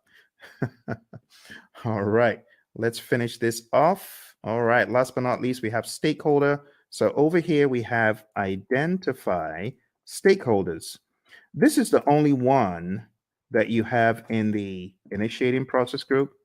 And then we have plan stakeholder engagement. And then we have, after you've planned how to engage a stakeholder, then we have manage stakeholder engagement. This is where you're actually engaging your stakeholder, speaking with them, communicating with them, working with them. And last but not least, we have monitor stakeholder engagement. Okay. And my friends, that's it. I just showed you. Please give me a round of applause. Give me a round of applause, please, please, please. I think I deserve it because I've done what a lot of instructors won't do. I took you through the entire Agile curriculum. I've taken you through PMBOK 7, principles, domains, and boom, now I took you through PMBOK 6. PMBOK 6. Do you know how much time that would have taken to go through these books alone? Do you know what that would have taken? We went through this, we went through this, and we went through this. All in 1.5 hours. Please give me a round of applause. I need some likes. Like, please, please help me, help me. I know some people think, why is he asking for likes? I need your likes. I can't do this alone. I'm trying to help the world get PMP certified. You need to remember where I'm coming from. On my PMP exam, question 20, do you know what the time was? Question 20? I was 1 hour in to my exam on question 20. Think about it. If this exam has 180 questions and this guy's only done 20, how many hours does he need to finish the exam? The wise people would say 8 more hours. You're correct. It was a disaster. I had only gotten to question 20, 1 hour in. And this is a very good example of how not to take the exam. Don't take the exam saying, oh, I've got to answer this. I'm going to use all the time I can to answer this one question. No, don't do that. Don't do that. I was spending 3 minutes a question. How foolish. Instead of me to go with my gut and just keep mowing them down, just keep going. Even if you feel they're not right, you don't have the luxury of time. I've had a lot of students who say, Phil, I was shocked. I ran out of time. Normally, before I got into the exam, I was killing all of my mock exams. Of course, because the stakes are higher. Your brain is going to be working differently. You're going to be working differently. So don't try that stuff that you do at home on the real exam, okay? Which is why I say roll up your sleeves and go to a test center, smell the coffee. It'll kick in. It'll kick in. Just drink the coffee, but smell the coffee because you realize the stakes are high. Long story short, after 1 hour, I started writing my eulogy of the PM slain in the Battle of PMP. The PMP who tried his best, the PMP aspirant, the PMP wannabe who tried his best. Phil tried his best, but alas, he was slain at the Battle of PMP. Why was he slain? He didn't have his weaponry right?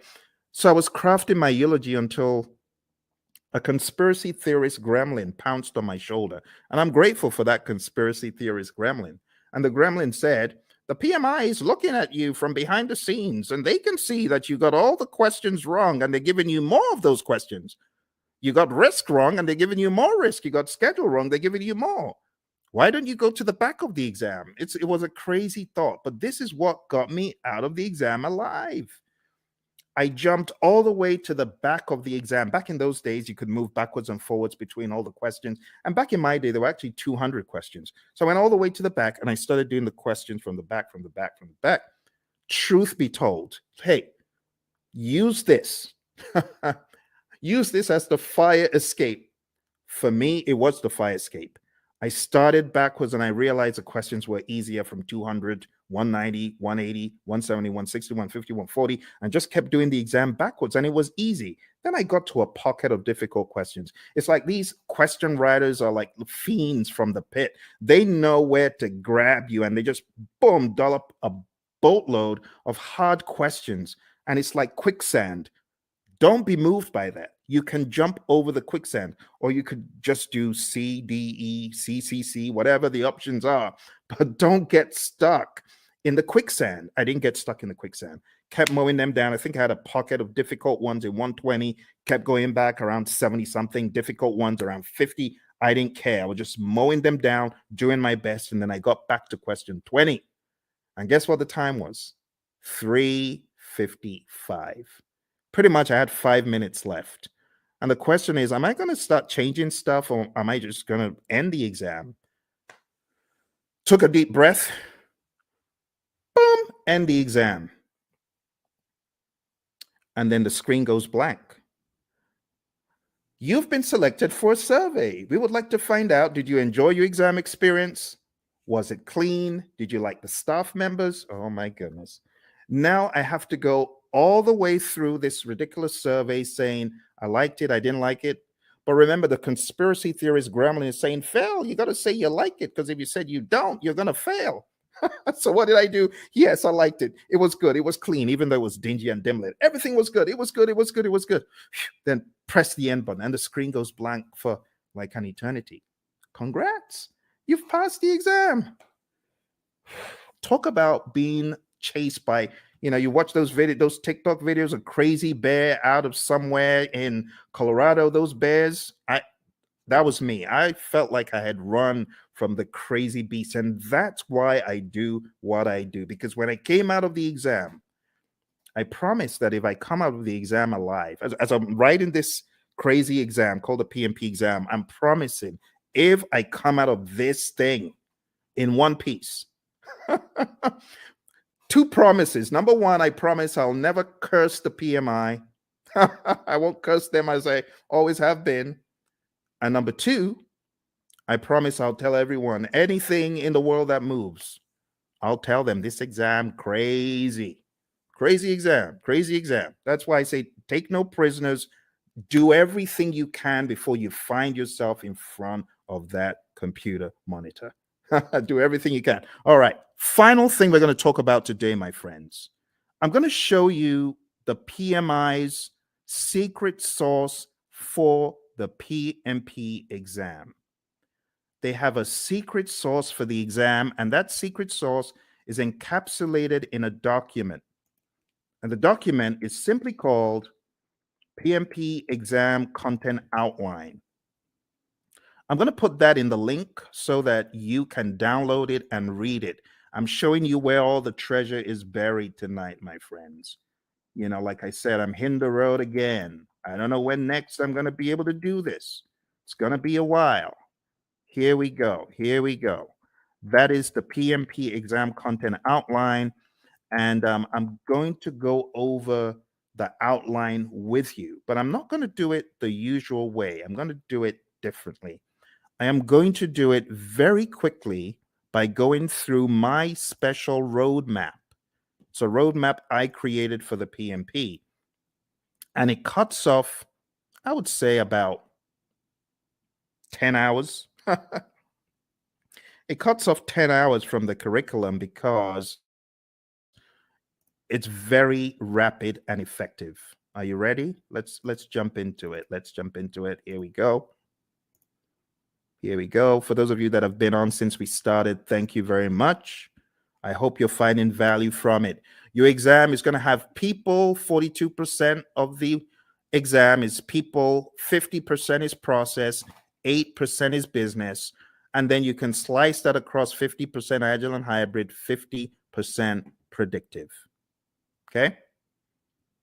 So what am I trying to say? I'm trying to tell you agile is a beast, a big old beast as big as predictive. Here's the breakdown one more time. See that? So pay close attention to the process domain, but don't forget, you could slice these into 21, 21 for people, 21 agile and hybrid, 21 predictive. For process, 25 agile and hybrid, 25 predictive. For business, 4% agile and hybrid, 4% predictive. That's the general idea. Okay. Let's go into the people domain very quickly, and I'll just try to wrap it all up. Okay. Number one, I have changed the order from what is in the outline that I sent you. In the outline, it starts off with manage conflict, and then it goes into lead a team and so on. But I'm changing it because I want you to get the flow. The flow doesn't make sense in the outline. I want you to get more of the flow from a time perspective. So number one, what I want you to think about first is building a team. You build a team, and then you begin to define the team ground rules, do's and don'ts, and acceptable behavior. And then you begin to lead a team. You know, my mentor, John Maxwell, he says a true measure of leadership is influence, nothing more, nothing less. You're going to lead the team to success. You're going to help the team understand what to do on the project. Leadership is all about example as well. The Hersey-Blanchard model is also a very good one to talk about here. If you haven't heard about the Hersey-Blanchard model, this is it. The thesis of the Hersey-Blanchard model is you need to be a situational leader. You can either be in a directing mode, depending on the individual. This is where you give low support and more direction, or in a coaching role, or in a supporting role, giving more support than direction, and in a delegating role where you just know the keys to the kingdom are safe with this dude, this girl, because they've proven themselves time and time again. But you don't always stay in one quadrant. You move around depending on the individual and the circumstance. With someone, you could have a delegating approach, but if you change the environment, you may need to have a more directing approach with that same individual. And that's the general idea. The other thing that you really need to know for your exam is the 5 stages of team development: the forming, storming, norming, performing, and adjourning. This will help you on the questions. There's also subtle lingo used. So when it comes to forming, the team members are independent. When it comes to performing, the team members are interdependent. So you got to understand PMI's lingo when it comes to these. I would say it's worth checking how they discuss the 5 stages of team development, or Tuckman's ladder, Bruce Tuckman's ladder. Also, as part of your journey, know the 10 tenets of servant leadership: listening, empathy, healing, awareness, persuasion, conceptualization, foresight, stewardship, commitment to growth of people, and building community. You already know the PMI isn't going to do this in parrot fashion, but you do need to be very comfortable with the narrative. Also, for the people domain, you need to understand the Thomas Kilmann conflict mode instrument. There's no image of this in the PMBOK guides, any publications from PMI, but you need to realize that you could be somewhere in the middle as far as your approach to conflict, or you could be very forceful to get your way, or you could be in a collaborate or problem solve mode, which means you're assertive about your needs and the other person's needs. You could be in the avoid or withdraw mode, or you could be in the accommodate or smooth mode. The accommodate or smooth means you're more focused on the person's needs than yours. Avoid or withdraw means you don't care about yours or the other person's needs. You just want to escape. And that's okay. But avoid or withdraw is not the end. You could be back. You could be back with some additional backup. It depends. Okay. So there they are again. The Thomas Kilmann conflict mode instrument, PMBOK 6, page 349. If you're in PMBOK 7, it's talked about differently. It's kind of wonky because it kind of went off something else instead of sticking to the Thomas Kilmann conflict mode instrument itself. This is what I would recommend, though, for your exam prep. Okay. So going back, we've talked about 6, 12, and 2. The other things you need to know for your exam: definitely understand how you as a leader should build shared understanding. Then we go to task 5, ensuring team members and stakeholders are adequately trained, which is a no-brainer. Number 13, mentoring relevant stakeholders. Whether you're the scrum master or the project manager, you should mentor. Empower team members and stakeholders. Manage conflict. This is where the whole conflict dialogue now comes in. Number 11, engage and support virtual teams. Understand the concept of the fishbowl window. Number 9, collaborating with stakeholders. Number 7, addressing and removing impediments, obstacles, and blockers. Number 3, supporting team performance through the application of emotional intelligence. Number 14, I beg your pardon, promoting team performance through the application of EI. And number 8, negotiating project agreements. Now, 3 and 14 are very close. Supporting team performance and promoting team performance, they're very similar. Supporting the team means you're there for them, you big them up in a meeting, you don't throw them under the bus. Promoting team performance through the application of EI is different. This means you are emotionally intelligent. Emotional intelligence means you're able to control your emotions, bridle your emotions, and you're also able to influence the emotions of others. And that's the people domain very succinctly, okay? As easy as ABC. But don't forget, in the document I sent you, every one of these is broken down into smaller enablers. I would recommend going through the PDF that I put in the chat. That will help get you to excellence in this. Okay, let's move on to the process domain. Before we get to the process domain, I really want to accentuate a couple of tools. Okay, the stakeholder power interest grid is big. Make sure you understand that before your exam. You could have the power interest grid, the influence impact grid, and other allotropes of it, and understand the planned stakeholder engagement process. This is where we have our stakeholder engagement assessment matrix. I call it the SEAM. This is where you have your current state of the stakeholder, and that is your desired state. They're currently unaware. You want them to be supportive. The question for your team then becomes, how do I get Bob from an unaware stakeholder to supportive? What are the actions that we need, right? And those are the actions that you got to discuss. So this is a great conversation piece for the real world as well, okay? In the task of collaborating with stakeholders, in which process do you build trust and gain support from stakeholders? What do you think? A, B, C, or D? All right. I'll go quick. So the answer to this, my friends, is where you are communicating with the stakeholders and working with them. And therefore, the best answer is manage stakeholder engagement. You won't get questions like that on the exam because those are very prescriptive to process name, but still you could get the process names expanded upon and camouflaged. So you do need to know what you're doing in each process. Here's another one. On your agile project, when facilitating a meeting with stakeholders, it is critical to do what? Is it hold the meeting in person? Is it develop and distribute an agenda prior to the meeting? Is it bring snacks? Or is it use technology to record the meeting so you can reference as needed? What do you think? Which one is more agile than the others? Which one makes sense? Okay, so which one is critical?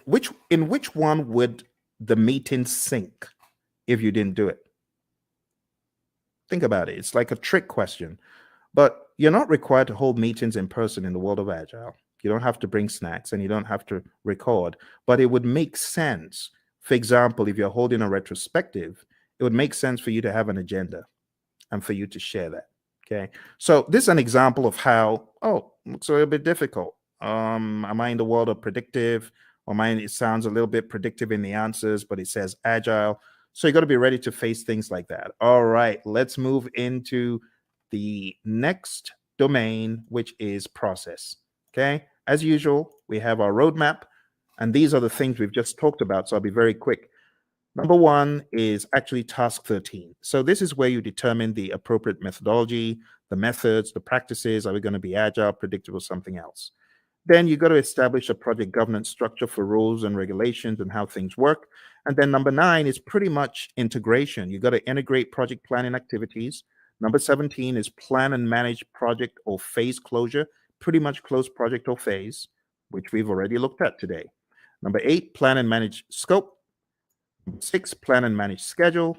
Number 5, plan and manage budget and resources. So at a high level, number 8 is really scope management that we looked at. Number 6 is schedule management. And number 5 is budget and resources. I'm sorry, it's a little bit obscured because of the color on the screen. Number 7, plan and manage quality of products or deliverables. That's quality as a knowledge area. And all of these also double in the world of agile. Don't forget. Number 3, assess and manage risks. We've taken a look at that. Number 12, procurement management, pretty much.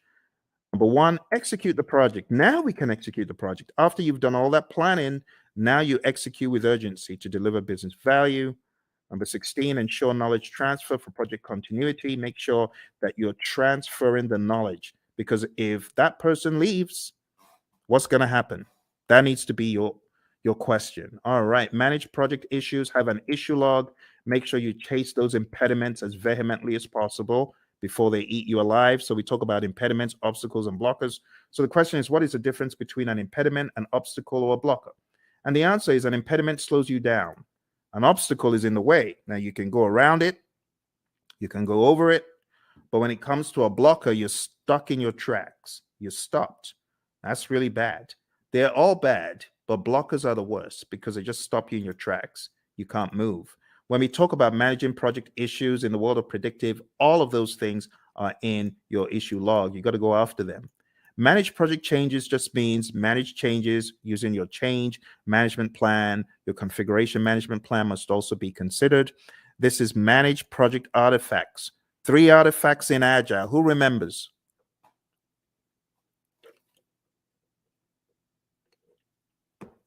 I'm getting some crickets. 3 artifacts we talked about. Does anyone remember?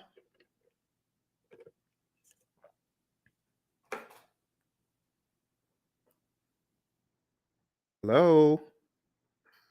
Everyone's quiet. Okay, I don't bite. All right, so the artifacts I was looking for from the world of Agile is your product backlog, your sprint backlog, and your increment or PSI.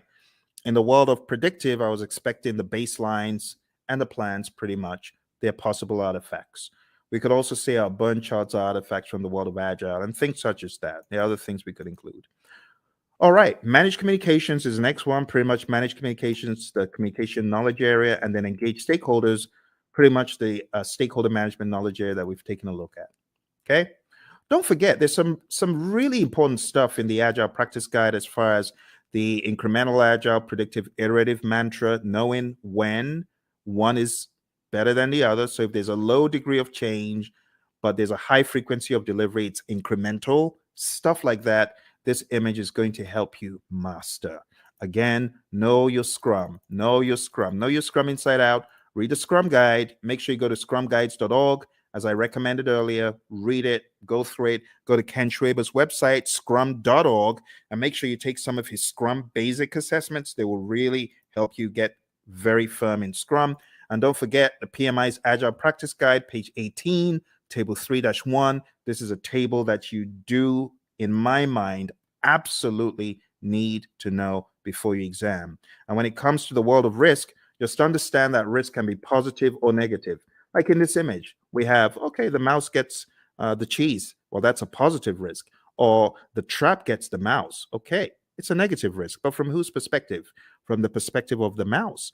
But what if we're talking about the homeowner? From the homeowner's perspective, what if the mouse gets the cheese? That's negative. So you always have to put on your perspective hat. Speaking of hat, the mouse is wearing a hat. So what strategy has the mouse adopted from this? Well, the answer would be mitigate. The mouse is trying to mitigate. Okay. Let's move on to the final domain. The final domain in this narrative, my friends, is a business domain. And in the business domain, we have 4 tasks. Number 1, plan and manage project compliance. Make sure that you are complying. Do not comply, because not complying could be bad. We're going to hear from our buddy Roy very quickly here. He's going to share an agile perspective of compliance. Let's hear what Roy has to say. So Roy, is this a good word in agile space? Well, maybe it's a necessary word. We certainly don't like it, but it is functionally correct. It is technically the correct word to use. But we do want to make sure that we're aware of what compliance regulations are in place, so that we don't get ourselves in trouble. But I also want to stress that there are actually times when we might intentionally decide not to be in compliance. I've done a lot of work in the finance space, insurance space, and sometimes they're actually having those conversations of, okay, there's a new regulation that just came down the pike. Is it cheaper for us, for at least for right now, to go do that and go make sure that we are compliant, or should we just pay the fees for a period of time and do that work later? So those discussions they're valid discussions, especially when no one's being hurt. It's not about that. It's more about this regulation. We just can't get to it right now. It's going to cost us more to do it now versus later. So there's sometimes those discussions happen, but those things are planned. They're understood. There are lots of discussions. Same basic needs, in an agile project as you would in a traditional project. It doesn't really change that much. But again, the difference is how we do it. We make sure that the teams are very aware of the compliance and regulatory needs, and that they understand them very clearly, so that we don't necessarily have to do reviews to identify compliance. We are encouraging the teams to be compliant always. That's a big difference. All right, good words from our buddy Roy. And like I said, if you want more of Roy and I's training coaching, going down to hpmexam.com, we have tens and tens of hours of both of us going back and forth talking about this stuff over and over again. You could go on to tinyurl.com/elite PMP. You'll be able to join the Udemy course where we have PMBOK 7. We just go to town on PMBOK 7, and you can watch all of those videos there. All right, moving on. Let's go back, and we're talking about business domain. Next thing is evaluate and deliver project benefits and value. So in the world of the PMI, they've become hypersensitive to the concept of benefits and value and outcome. It's no longer just about deliverable. Moving on to task 3, evaluate and address the external business environment changes for impact on scope. This is what a good product owner should be doing. A good product owner should always be scanning the boundaries and saying, what has changed in the environment? How does that affect our project? That needs to be the question. All right. As usual, I want to hear from my buddy Roy about environmental impacts. He always has such great wisdom to share. So let's listen to what my buddy Roy has to share. I hope the sound is coming across properly. It's a little bit different from Zoom's, this mechanism I'm using. So do let me know if you're able to hear the sound of Roy's voice. Let's listen. I'm glad they're talking about the backlog. That's a very positive change. Obviously, observing and monitoring and all that sort of thing is really not that much different than you would do. That's a business thing. Your product management community, if you have one, they would be doing these sorts of things. And that part doesn't change. The part that does change, though, is that we're able to make those changes a lot faster. So if something is happening in the market, we don't have to wait 6 months or a year to implement it because of current projects. We change it now, or as early as is practical anyway. And the main reason that we can do that is because it's less impact to our schedule, less impact to our projects. We can make those changes a lot faster with significantly less impact to our project. All right, back to you, Phil. All right, awesome stuff from our buddy Roy. So now you understand the concept of the environmental changes and their impact on scope. We've got one more, and we're going to be done for the night. We're going to be done. So here's your last chance. Type in any questions you have. I'm sorry if you are typing in questions and I'm not seeing them. This is a different platform, so even though it's live, I am unable to see if you have chatted in anything. It's not coming through. You might want to go to LinkedIn and try, because a few moments ago, Lawan was chatting in and it did work for her on LinkedIn. So if you're typing in and it's not working, I am sorry. All right, let's go on to the final one, and it's support organizational change.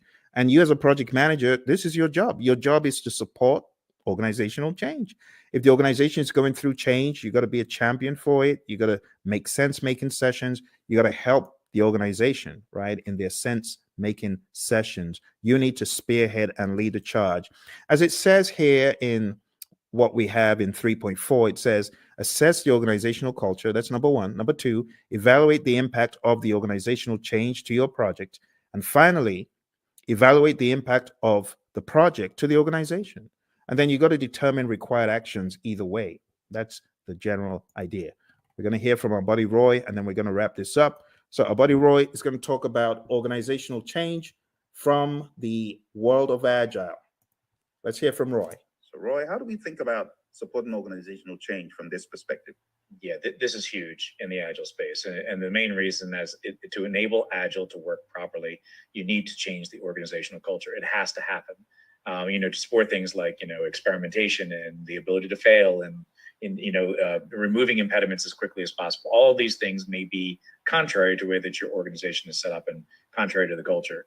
So as project managers, as scrum masters, you need to be evangelists and champions of the process and encourage that change by educating your leaders, educating your business partners, your stakeholders, making sure they really understand what this is all about. Organizational change, let's say this, the biggest barrier to Agile adoption is organizational culture. So if you're looking for one thing that's going to be your biggest problem, it's the organization itself, the culture of the organization. So you need to pay particular attention to that, because you're going to see behaviors that are more traditional in an Agile environment. But in an Agile environment, those traditional behaviors don't work, right? If you're expecting to see things the same way, do things the same way, and just do Agile, you will fail. It will not go well for you. You may get some benefits, but eventually you're going to start seeing where the organization is going to get in the way, and you will start very quickly falling back into traditional approaches because this Agile thing doesn't work here, right? And it's not that Agile can't work there, it's that your organization is just not changing to allow it to happen. All right, Phil, back to you. Awesome stuff as always from my buddy Roy, my Agile coach. Thank you, Roy. And with that, my friends, we are done. Or are we? There's one little piece left that I like to throw in at the end, just to help you see how far we have come. Because when I tell you we've climbed 1,000 mountains, you better believe it. We've climbed so many mountains that you won't even believe. When you see the roadmap of everything we've done tonight, you won't believe how much we've done. We've done a boatload of stuff. We've done so much stuff. It could actually be a little bit mind-boggling to you.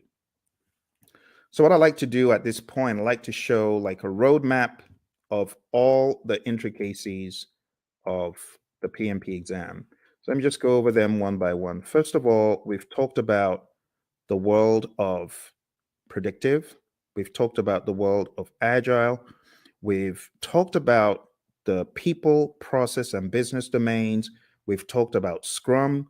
We've talked about Kanban. We've talked about the Agile Manifesto, talked about the Agile Manifesto values and principles. And then I've shown you PMBOK 7. I've shown you PMBOK 6.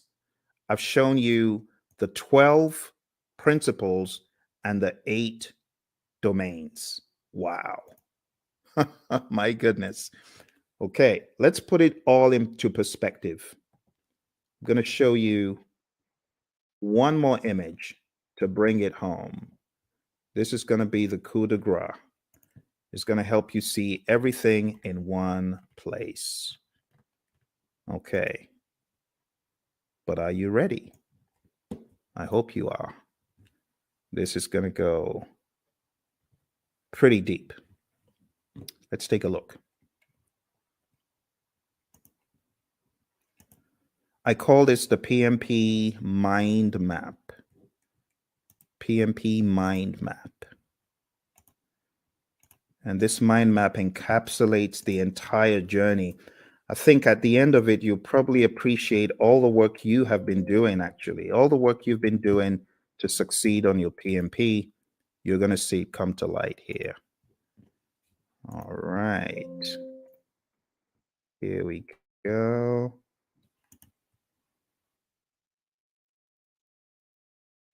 PMP mind map.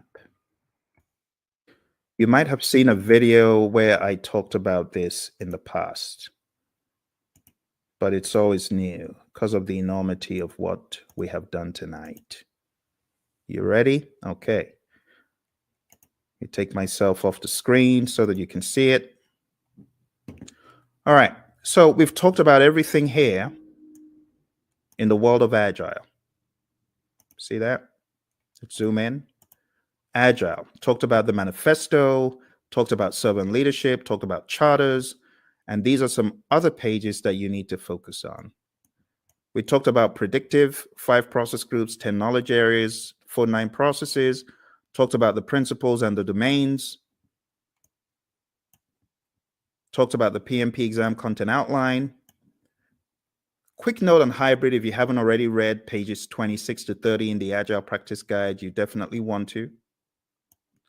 And then we talked about Scrum. We went through the 353, and then coming to a wider view, we've talked about integration, scope, schedule, cost, quality, resources, communication, risk, procurement, and stakeholder.